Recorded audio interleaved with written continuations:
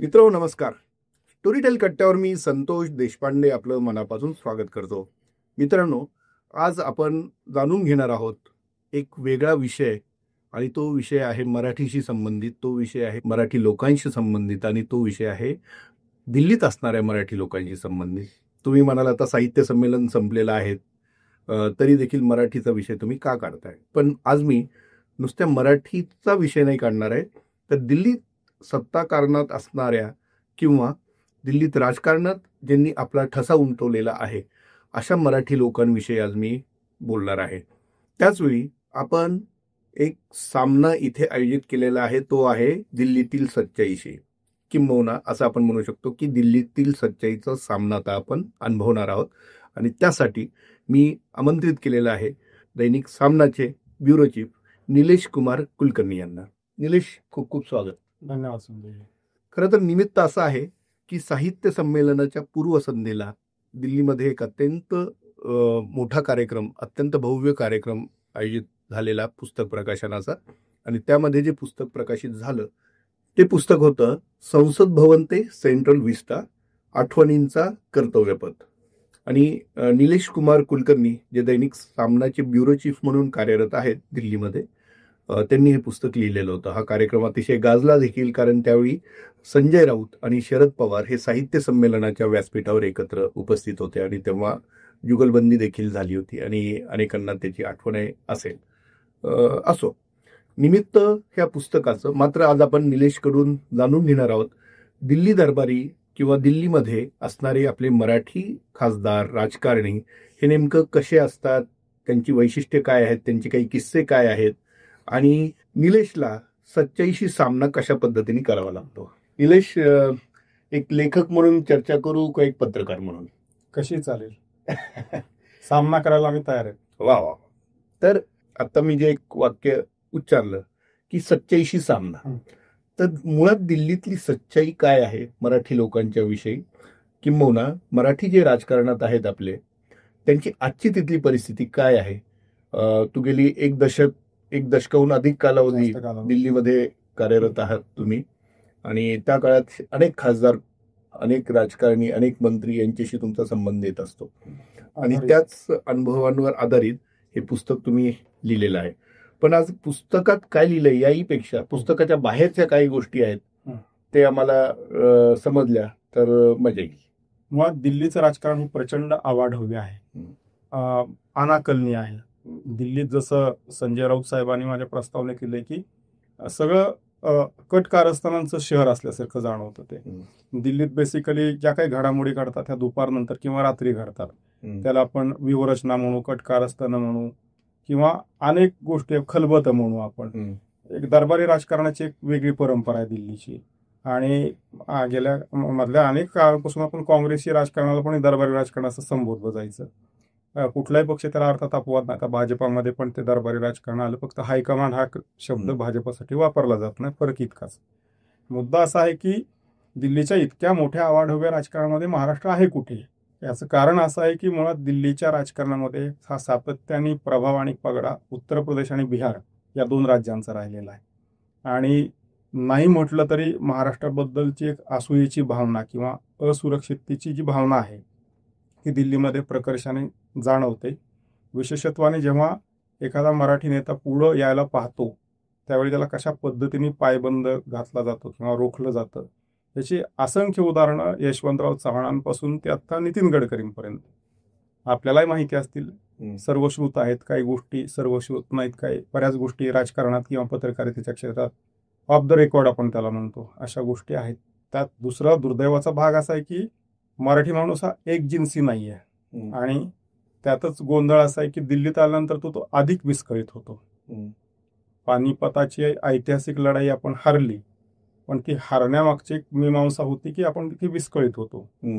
पानिपताच्या लढाईचं ऐतिहासिक महत्व खूप आहे की त्यानंतर परकीय शक्तीची हिंमत झाली नाही हिंदुस्थानकडे किंवा आपल्या देशाकडे वाकडी नजर करून टाकण्याची. मात्र आपण हारलो कशामुळे? ते दुफळीमुळे. दुफळीचा जो शाप आहे तो आजच्या पिढीतही दिल्लीमध्ये तो प्रकर्षाने जाणवतो. एक जिन्सीपणा नसणं. आता शरद पवार यांचं उदाहरण आहे. पंतप्रधान पदाची जी बस हुकली त्यांची 1991ला, ज्या पद्धतीने त्यानंतर मुख्यमंत्री म्हणून पाठवण्यात आलं आणि बोलवण करण्यात आली. त्याच्या अगोदर असं कथन केलं गेलं की हिमालयाच्या मदतीला सह्याद्री धावला. त्या पद्धतीने त्यांना मंत्रिमंडळात स्थान देण्यात आलं आणि ते अर्थात त्या ताकदीचे नेते त्या काळामध्ये होते. नंतरच्या काळात त्यांच्या बाबतीत जे राजकारण घडलं त्यात उत्तरेच्या लोकांपेक्षा महाराष्ट्रातलीच काही मंडळी त्याच्यामध्ये आघाडीवरती होती आणि एक जी संधी आपण पाहत होतो की ती मिळते आपल्याला. म्हणजे पवार पंतप्रधानपदाचा सोपान चढतायत, ते चढता चढता राहून गेले, अशी अनेक उदाहरणं आहेत. आणि मला वाटतं ते अगदी गडकरींपर्यंत 2014 मध्ये मी पुस्तकात पण नमूद केलंय की जर त्या धाडी पडल्या नसत्या नितीन गडकरींवरती तर कदाचित देशाला पहिला मराठी पंतप्रधान हा मिळाला असता. बरोबर. आणि त्याच्या मागचं जे काही राजकारण, त्याच्या मागं टीप देणारी लोक, ते ज्या पद्धतीने घडवून आणलं गेलं. बरं, दुसरा काय असतो मुद्दा की या निमित्ताने मी तुम्हाला अगदी प्रकर्षाने सांगेन, नैतिकता वगैरे आला की मराठी माणूस एकदम आठवतो किंवा मराठी माणसाला पुढे केलं जातं. इंडिया शायनिंग तुम्हाला आठवत असेल. हो. इंडिया शायनिंगचा मुद्दा घेऊन मुदतपूर्व निवडणुका घेतल्या गेल्या आणि दुर्दैवाने सरकार गेलं वाजपेयींचं. त्याचं पूर्ण खापर कोणाच्या माथ्यावरती फोडायचं, तर ते प्रमोद महाजनांच्या माथ्यावरती फोडलं. पण एक मराठी माणसाचा एक चांगुलपणा म्हणा किंवा एक संस्काराचा भाग आहे, मातीचा गुण. महाजन स्वतःहून पुढे आले. ज्यावेळी एक षडयंत्र रचलं गेलं की महाजनांवरती फोडायचं आणि त्यांना एकदम साईडलाईन करून टाकायचं राजकारणावरून, राष्ट्रीय राजकारण. ती हिंमत महाजनांनी दाखवली आणि त्यांनी त्या पूर्ण पराभवाची नैतिक जबाबदारी स्वीकारली. अशी किती लोक अशी नीतिमत्ता दाखवतात? उत्तरेतल्या किती लोकांनी अशी नीतिमत्ता दाखवतात?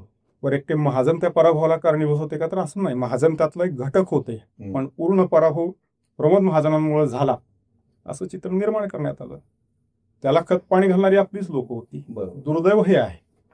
मग अशी ज्याचा उल्लेख केला की संजय राऊत जे आहेत तुमचे बॉस आहेत, त्या कार्यक्रमात त्यांनी एक विधान असं केलं होतं की दिल्लीमध्ये फार काळ राहता येत नाही, तुम्ही रमत नाही, किंबहुना दिल्लीलाच आवडत नाही, तुम्ही जास्त काळ दिल्लीशी.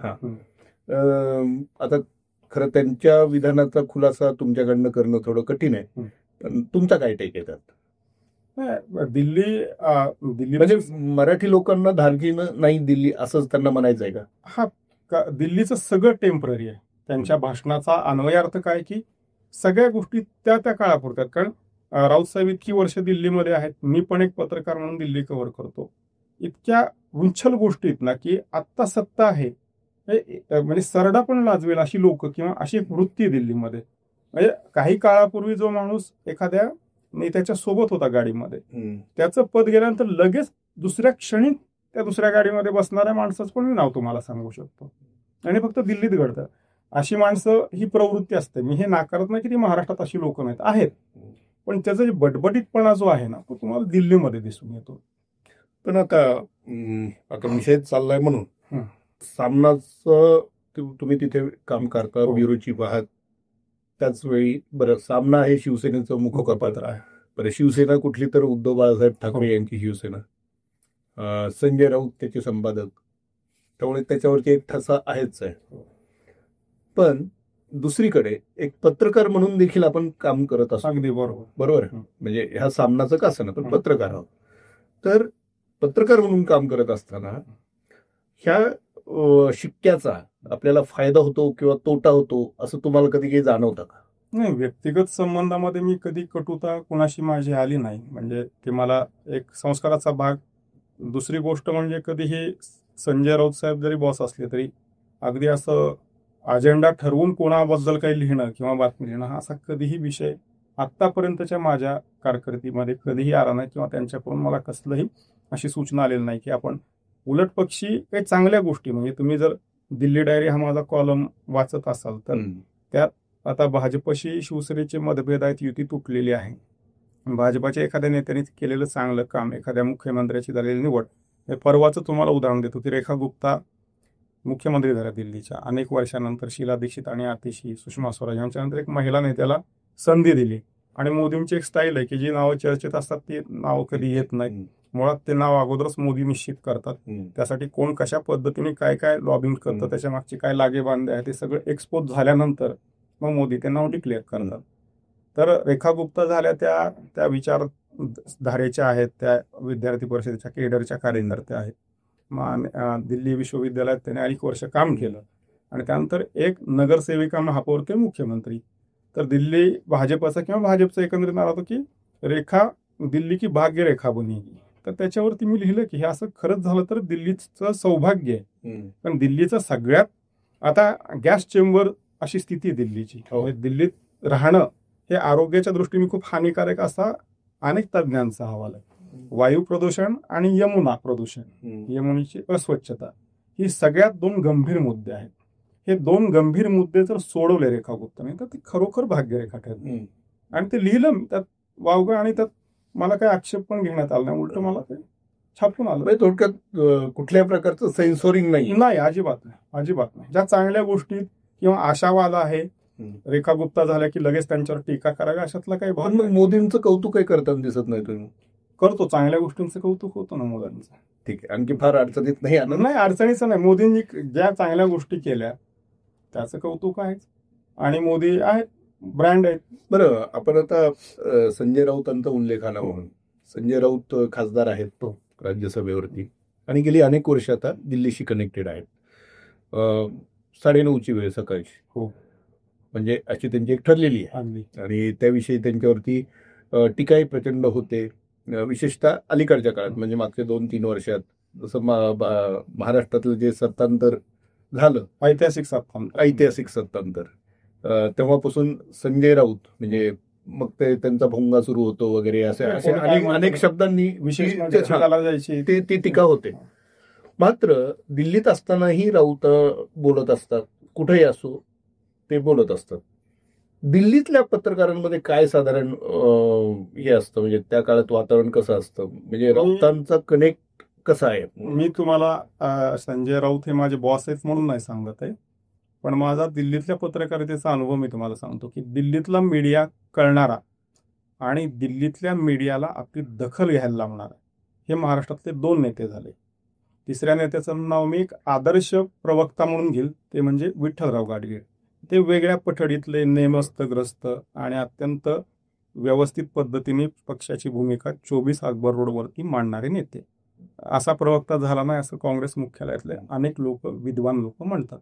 विठ्ठलराव गाडगीळ हे वेगळ्या पठडीतले, पण दिल्लीतल्या मीडियाला आपल्या तालावरती नरेटिव्ह हे करायला लावणार, आपल्या तालावरती हे करायला लावणार किंवा आपली दखल घ्यायला भाग पाडणार नेते म्हणजे एक दिवंगत प्रमोद महाजन आणि दुसरे संजय. आणि राऊतांचं वैशिष्ट्य असं की ते कुठल्या भूमिकेतनं बोलतात हे अनेकदा कळत नाही. ते संपादक म्हणून बोलतात, संपादक बोलतात, ते अग्रलेखाची ब्रेकिंग न्यूज म्हणून बोलतात. नाही, संपादक म्हणून जेव्हा भूमिका मांडतात तेव्हा ती अग्रलेखाची ब्रेकिंग न्यूज ही हिंदी, इंग्लिश, इव्हन ग्लोबल मीडियामध्ये पण होते. आणि ते पक्ष त्यांचे जे काही वक्तव्य असतात किंवा भाषणं होतात त्याची चर्चा दिल्लीत होते का जशी महाराष्ट्रात होते? नक्कीच होते. ती काय साधक बाधक त्याच्यावरती काय चर्चा होते, म्हणजे प्रतिकूल असते, अनुकूल असते? असा आहे, प्रत्येकाचा आपला एक हे आहे दृष्टिकोन आहे त्याच्याकडे पाहण्याचा. मुद्दा हा आहे की महाराष्ट्रातून गेलेल्या, दिल्लीमध्ये काम करत असलेल्या अशा किती नेत्यांची दिल्लीचा मीडिया दखल घेतो? बरोबर. मुळात तुम्ही पण दिल्लीत परवा आलात की दिल्लीचा कॅनव्हास पाहता मराठी मीडियाचा जीव किती? बरोबर. मराठी नेत्यांना मिळणारं स्थान किती? खूप कमी आहे. त्या स्थितीमध्ये आपली भूमिका, त्याची दखल घ्यायला, म्हणजे तो भोजपुरी चॅनल असू द्या, त्याला पण ती दखल घ्यायला, बंगाली चॅनल असू द्या. नाही, म्हणजे राऊतांचा आता उल्लेख झाला म्हणून त्यांचं ते संसदेतल्या भाषणाची दखल म्हणे पाकिस्तानात घेण्यात आली होतं ना. आणि मी तुम्हाला त्याच्या पलीकडे जाऊन सांगतो. तुम्ही आता लोकसभेचं संख्याबळ जर काढलं तर द्रमुकचे खासदार बघा तुम्ही, 40च्या आसपास आहे. तृणमूल काँग्रेस, समाजवादी पार्टीचे यावेळी सगळ्यात जास्त आले खासदार, मोठ्या संख्येने निवडून आले. या पक्षांची चर्चा होते का राष्ट्रीय राजकारणामध्ये? त्यांचं महत्व आहे का, वजन आहे का? तर निश्चित आहे, कारण त्यांना ती अनुकूलता पण आहे, विशेषतः समाजवादी पार्टीला वगैरे. ते उत्तर प्रदेशमधले पक्ष आहे. पण महाराष्ट्रातून जाऊन दिल्लीच्या राजकारणामध्ये एक सनसनाटी एक निर्माण करणं, आपली दखल घ्यायला लावणं, आपली भूमिका मजबूतीने मांडणं एवढं सोपं नाही. आणि विशेषतः जेव्हा सत्तेच्या विरोधात आपण बोलतो त्यावेळी गोष्टी खूप अवघड असतात.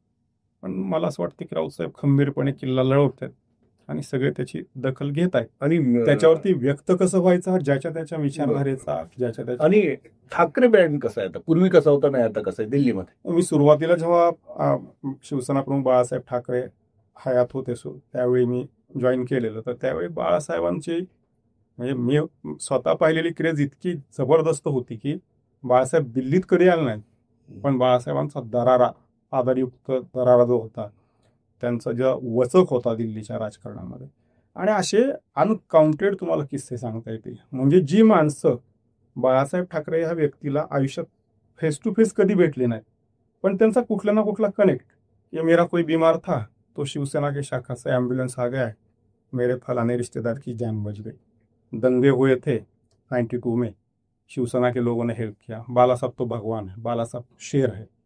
हे जे इन जनरल लोकांमध्ये हे पाहायचो. आणि विशेषतः तुम्ही लक्षात घेतलं तर एक भारतीय राजकारणाचा बाज लक्षात घेतला तर मध्य प्रदेश नंतरचा जो वरचा पट्टा आहे तो तसा प्रो हिंदुत्ववादी, त्याला हल्ली गायपट्टा असं एक संबोधन दिलं जातं. त्याच्यामध्ये जी बाळासाहेबांची क्रेज आहे ना ती जबरदस्त आहे.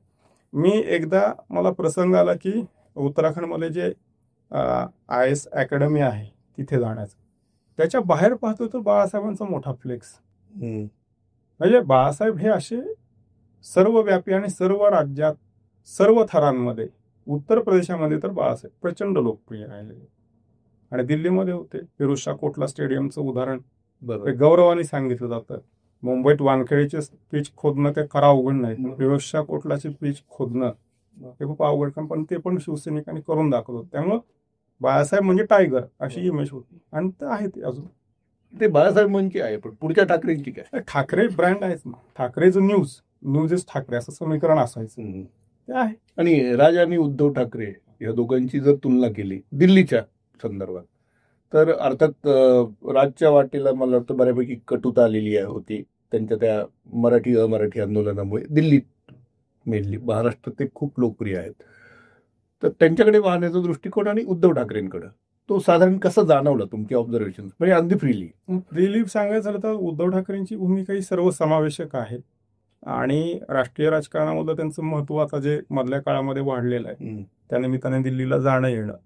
राज ठाकरे एक वेगळ्या धाटणीचे नेते आहेत, तर त्यांची भूमिका आहे, मी त्याच्याबद्दल काही व्यक्त होणार नाही. शेवटी प्रत्येकाची आपली भूमिका असते, त्याच्या अनुकूल प्रतिक्रिया ह्या होतातच, असतातच. आणि आता ही पुढची पिढी येते, ती पुढची पिढी त्यांच्या पद्धतीने काम करते. तुम्हाला राष्ट्रीय राजकारणात काम करायचं तर दिल्लीशी सलगी ठेवावी लागते. दिल्ली जरी गोष्टी टेम्पररी असल्या आणि दिल्ली फारशी कोणाला जवळ करत नसली तरी दिल्लीत एक ठिय्या मांडून पण तुम्हाला बसायला लागतं. ते बसल्यानंतर काय होतं, उदाहरण आपल्याकडे शरद पवार साहेबांचं आहे. इतक्या विपरीत स्थितीमध्ये पण ते अजूनही दिल्लीमध्ये टिकून आहेत आणि आपलं महत्त्व टिकवून आहे. त्या गोष्टी तितक्या सोप्या पण नाही आहेत दिल्लीच्या राजकारणाचा विचार केला तर. पण इतक्या झपाट्यानं इरिलेव्हंट किंवा आउटडेटेड होऊन जातात दिल्लीमध्ये नेते, त्या ह्याच्यामध्ये टिकणं, विशेषतः सत्ता नसताना टिकणं, ह्या खूप अवघड गोष्टी. तर सत्ता असताना विलासराव रमले नव्हते तिथे.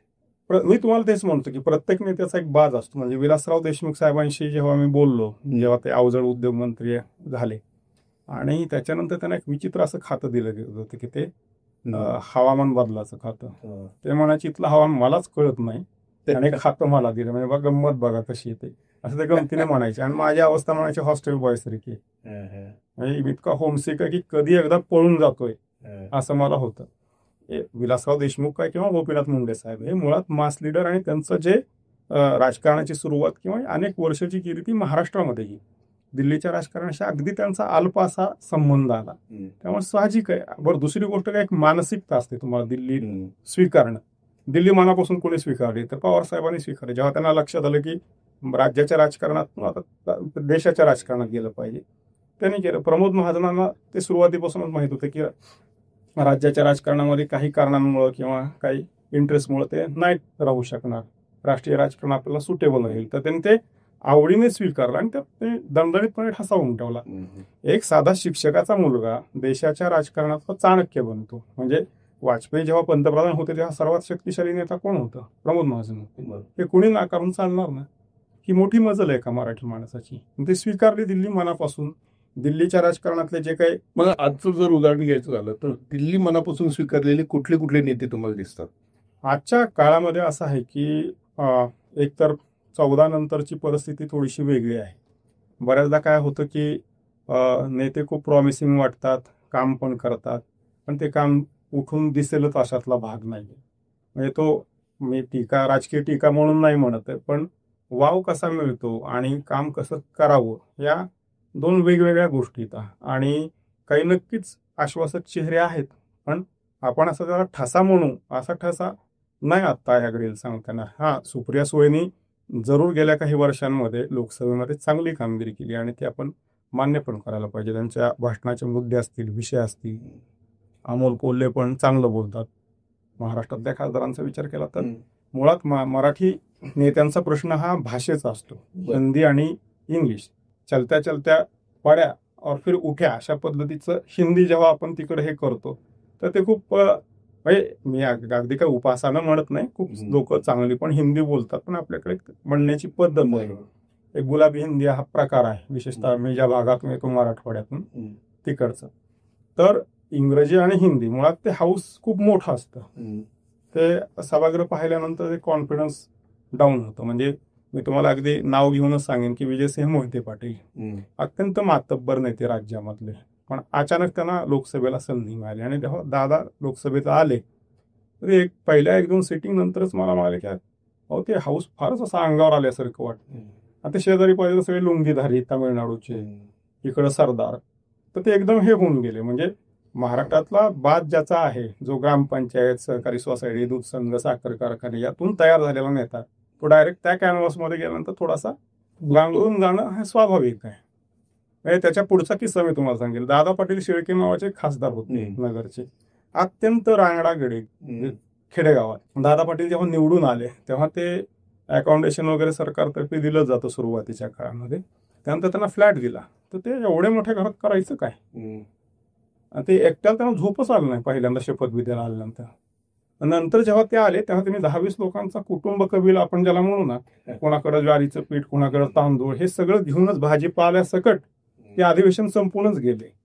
अशी लोक आहेत. म्हणजे मुळात दिल्ली आपण स्वीकारत नाही, तो त्यांचा दोष नाहीये, कारण ते ह्याच्यातून पार्श्वभूमीतून ते आलेले आहेत. अनेक असे खासदार की ज्यांनी पहिल्यांदा खासदार म्हणून दिल्ली पाहिली, अशी पण उदाहरणं आहेत. खासदार व्हायच्या आधी ते दिल्ली काही संबंध नाही, काही संबंध, असे पण आहेत ना. हे बहुजन समाजातली ग्रामीण भागातली लोक आहेत ज्यांना काही पार्श्वभूमी पण नव्हती. एक त्यांचं कर्तृत्व म्हणा, थोडाफार नशिबाचा भाग म्हणा, या सगळ्या गोष्टीमुळे अचानक दिल्लीत आल्यानंतर तो गांगरून जाणं स्वाभाविक आहे. दिल्लीचा कॅनव्हास मोठा आहे, भाषेचा सगळ्यात मोठा प्रश्न, आणि एक बंडलबाजीबद्दल दिल्लीची एक प्रतिमा आहे, तर त्याच्यामध्ये थोडासा फसण्याचा पण एक धोका असतो. आपली लोक तुलनेनं सरळ मार्ग आहेत महाराष्ट्रातले तुलनेने.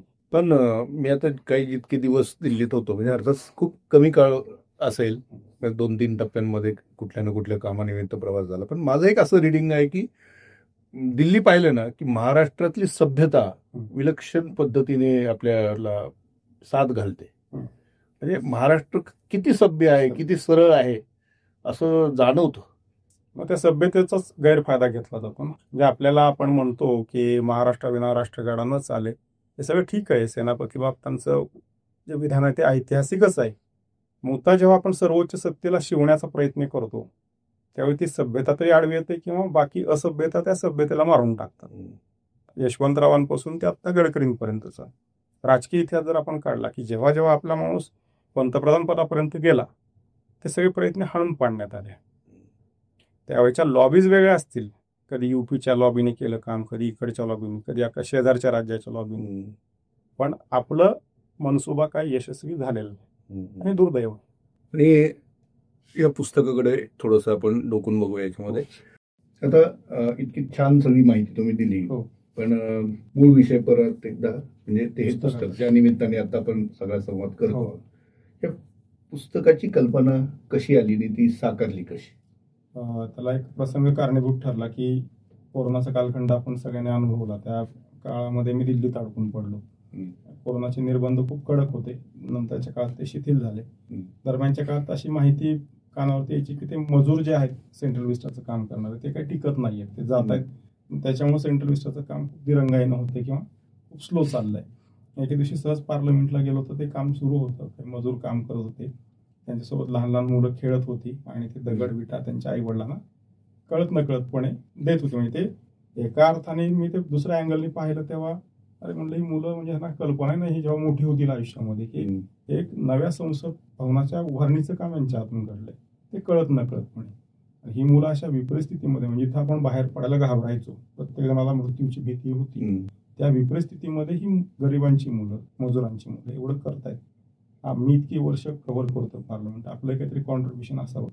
आणि एक विषय डोक्यामध्ये होता की भारतीय राज्यघटनेला 75 वर्ष पूर्ण होत आहेत, अमृतकाल किंवा त्याचा उत्सव सगळ्या देशभरात साजरा होत होता. आपण त्याचं औचित्य साधून काहीतरी पुस्तक करावं. दरम्यानच्या काळामध्ये मी फेसबुकवरती संसद भवन ते सेंट्रल विस्टा अशाच अनुषंगाने आठवणींचा राजपथ असं एक पोस्ट टाकली होती.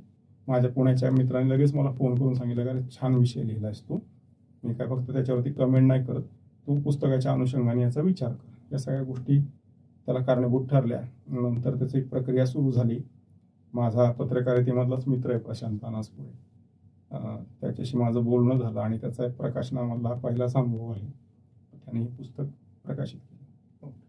मुळात हे पुस्तक म्हणजे संसद भवन जी जुनी इमारत आपली होती आणि त्याला इतक्या वर्षांचा इतिहास आणि तिथून आता नवीन याच्यामध्ये आता दोन्हीकडे वाटणकन करण्याची संधी तुम्हाला मिळाली. आणि त्यापेक्षा गंमतशीर किस्सा सांगतो. मी असा एक भाग्यशाली माणूस आहे की ह्या संसदेचा, जुन्या संसदेचा शेवटचा दिवस आणि नव्या संसदेतून जेव्हा कामकाज सुरू होणार होतं त्या शुभारंभाचा दिवस, दोन्ही सभागृहामध्ये उपस्थित असताना प्रेस गॅदरिंग मध्ये मी एक भाग्यशाली पत्रकार, त्याबद्दल मी परमेश्वराचे आभार मानतो. म्हणूनच त्याला अतिशय महत्व आहे. हा प्रवास कदाचित तुमच्याच हातून लिहिला गेला असं म्हणू आपण, आणि त्याला ही आस्था पण महत्वाची आहे. तर हे जे नवीन सभागृह आता जे आहे तिथलं वार्तांकन आणि पूर्वीचं ह्याच्यात काय फरक वाटतो तुम्हाला? जुन्या सभागृहामध्ये एक जिवंतपणा होता, एक रसरशीतपणा आपण ज्याला म्हणणार, एक उमदेपणा. मुळात सभागृहाची रचना अशी असायची की प्रेस गॅलरी वरती असायची, बहुतांश खासदार हे दिसायचे आणि एक जवळीक अशी होती. नवीन सभागृह बांधलंय ते त्या बांधकाम शास्त्राच्या दृष्टीने बांधलेलं असेल, मला त्याच्यावरती काही टीका टिप्पणी नाहीये करायची, पण एक अंतर जाणवतं आणि अंदाजाने तुम्हाला ओळखायला लागतो की ते खासदार ते आहेत किंवा प्रधानमंत्री अर्थात त्यांची चेअर फिक्स असते त्यामुळे ते लक्षात येतं. पण बाकी लोकांना ओळखायचं म्हणलं तर तो, आणि इथून कशी एक खूप मोठी लिगसी होती. म्हणजे ज्या सभागृहामध्ये भारतरत्न आंबेडकरांनी भाषणं केली, नाथपै मधुलिमय, पंडित नेहरू, वाजपेयी, इंदिरा गांधी असे एकापेक्षा उत्तुंग नेते जिथं बोलते झाले, ज्यांनी देशाला दिशा दिली. बरं, ते सगळं सभापटलावरती म्हणजे सरकारी दस्तऐवज असतो. त्यांनी खूप मोठा इतिहास घडलेला आहे या देशामध्ये, अनेक ऐतिहासिक निर्णय झाले. ते सोडताना कुठंतरी याची दुःखाची म्हणा किंवा एक आपण त्यात विरहाची भावना ही होतीच. नवीन सभागृह बांधलं, ते आता डिलिमिटेशन होईल, त्यानंतर खासदारांची संख्या वाढेल, त्या दृष्टीने ते गरजेचं होतं. काळानुसार बदल हे होत असतात, ते स्वीकारावे लागतात. त्याच्यावर टीका टिप्पणी झाली की इतक्या लवकर गरजेचं होतं का, त्यावर मतभेद होऊ शकतात आणि ते कधी ना कधी ते होणार होतं. शेवटी जुनी बिल्डिंग ती जुनी बिल्डिंग. पण हा नुसता बिल्डिंगचा इतिहास नाहीये.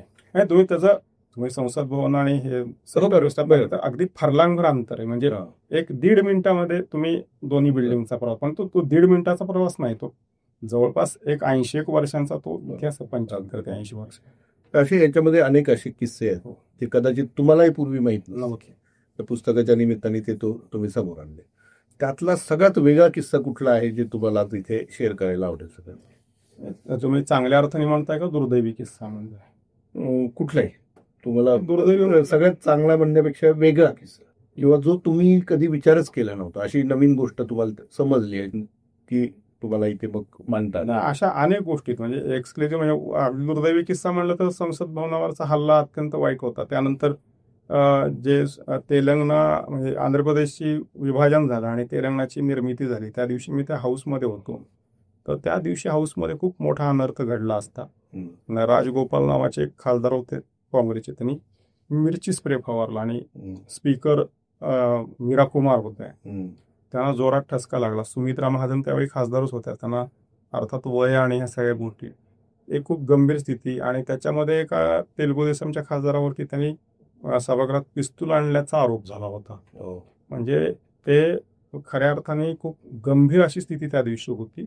असे काही अनपेक्षित आहेत, काही चांगले पण अनुभव आहेत.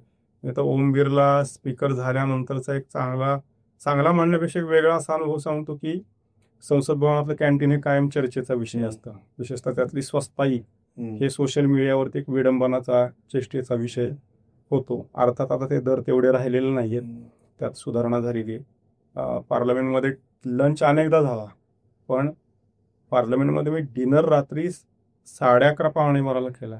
तो एक विलक्षण अनुभव होता. महत्वाचं विधेयक आता मला नेमकं आठवत नाहीये, 370 किंवा असं कुठला तरी होता महत्वाचा विषय.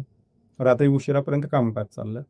त्यातून काही गोष्टी ह्या गैरसोयीच्या पण झाल्या. म्हणजे ते कामकाज संपल्यानंतर मी जेव्हा घरी जायला निघालो तेव्हा लिफ्टमध्ये संसद भवनातल्या महिला कर्मचारी भेटल्या.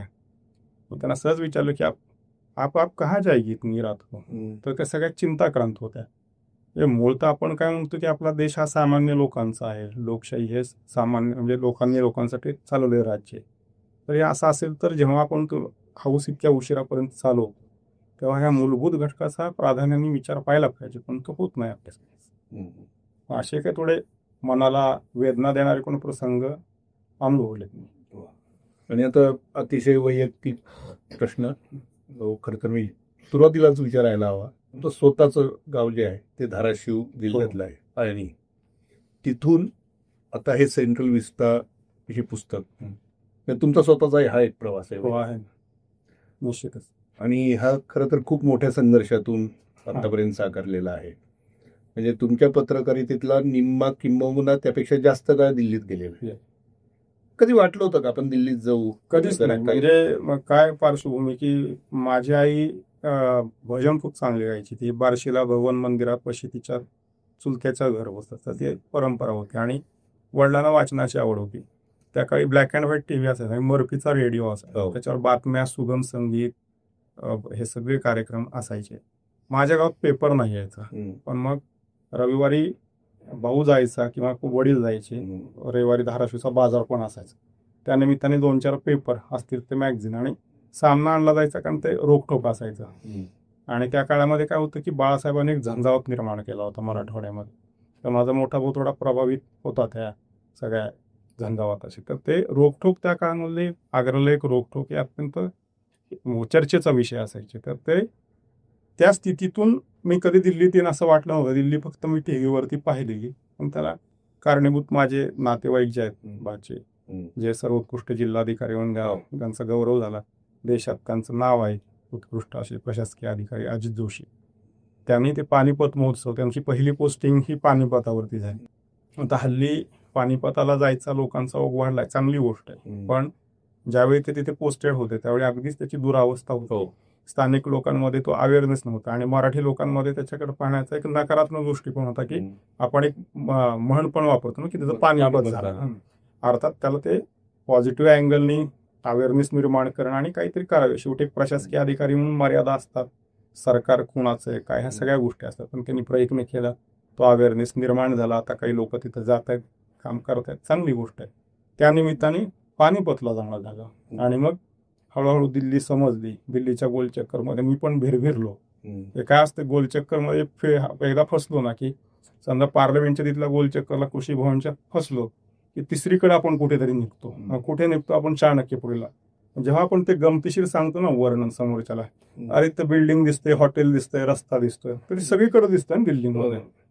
मग ते आपल्याला शोधायला, आपला शोध घेण्यासाठी पुढच्या माणसाला 2-1 तास लागतात. बरोबर, इतकं ते भयंकर.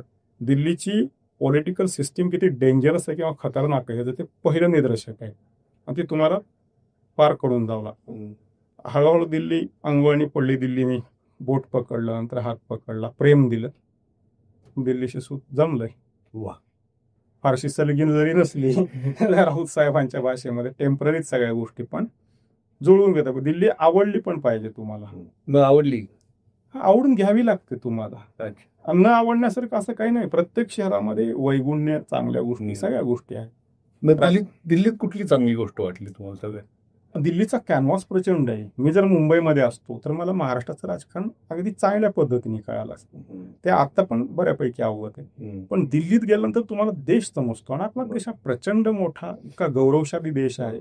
काश्मीर ते कन्याकुमारी, वेगवेगळ्या क्षेत्रात लोक, त्यांची संस्कृती, भाषा, विचार, नुसता देश नाही कळत. दिल्लीमध्ये अनेक देशांचे राजदूत आहेत आणि आंतरराष्ट्रीय घडामोडी घडत असतात. जग पण कळायला तुम्हाला मदत होते. भाषेचा प्रश्न असतो, विशेषतः मराठवाड्यात सारख्या ठिकाणून आलेल्या माणसाला इंग्लिशचा प्रश्न असू शकतो, पण समजून घेतलं तर थोडं समजू तरी शकतं. बरोबर. आणि सगळ्यात महत्वाचं म्हणजे संजय राऊतांशी इतका काळ तुम्ही त्यांच्यासोबत काम केलेलं आहे, करत आहात. त्यांनाही समजून घेता आलं आणि आम्हालाही समजून सांगता आले राऊत साहेब काय आहे. धन्यवाद निलेशजी. थँक्यू. आणि तुम्हाला पुन्हा एकदा शुभेच्छा या पुस्तकाबद्दल. आभारी. अभिनंदन. आणि रसिकांना हे पुस्तक नक्कीच आवडेल याची मला खात्री आहे, कारण हा दिल्लीचा एक प्रकारचा नवीन इतिहास आहे. दिल्लीच्या राजकारणाचा इतिहास म्हणण्यापेक्षा त्या क्षणांची नोंद आहे, जे क्षण आपल्या प्रत्येकाने वाचायलाच हवेत आणि त्यात डोकवायला हवं. आणि अशा प्रकारचं एक कार्य मोठं तुमच्या हातून घडलेलं आहे.